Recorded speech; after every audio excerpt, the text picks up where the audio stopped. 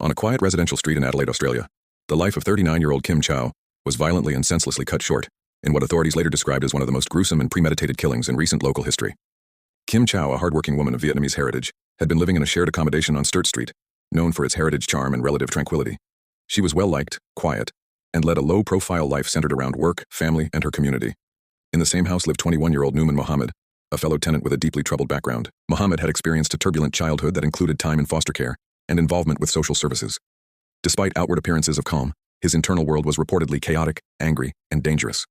In September 2019, that chaos exploded into a calculated bloody crime that left an entire city horrified. The morning of the murder began like any other.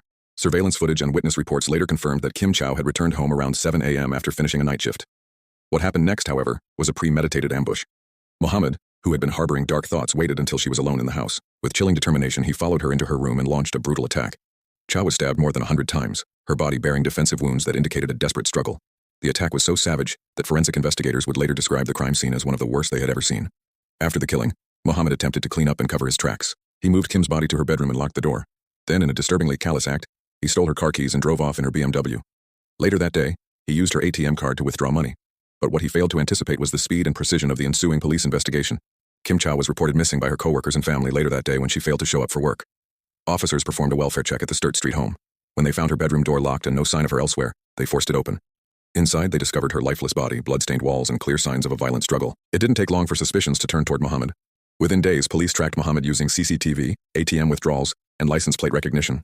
He was arrested without incident and, following questioning, charged with Kim Chau's murder.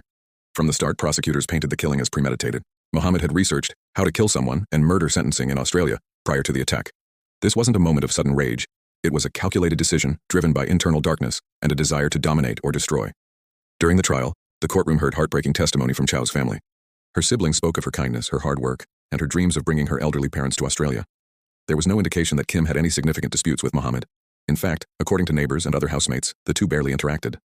The prosecution argued that Kim Chau was simply targeted perhaps because of opportunity, perhaps due to a sinister fixation Mohammed had developed. In 2022, Numan Mohammed pleaded guilty to murder, removing the need for a prolonged trial. During sentencing, Justice Sam Doyle called the crime frenzied and merciless, pointing to the extensive nature of the wounds and the deliberate actions Mohammed took both before and after the killing. The court heard that the motive might never be fully understood. There was no clear explanation, no argument, no grudge, just calculated violence. Mohammed was sentenced to life in prison, with a non-parole period of 23 years and 9 months. The judge noted that the length of the sentence reflected both the brutality of the crime and the lack of remorse shown by Mohammed. At sentencing, he declined to address the court or Kim's family. The murder shook Adelaide and sparked discussions about tenant safety, background checks, and mental health intervention. It was a devastating reminder that violence can lurk behind even the most ordinary facades.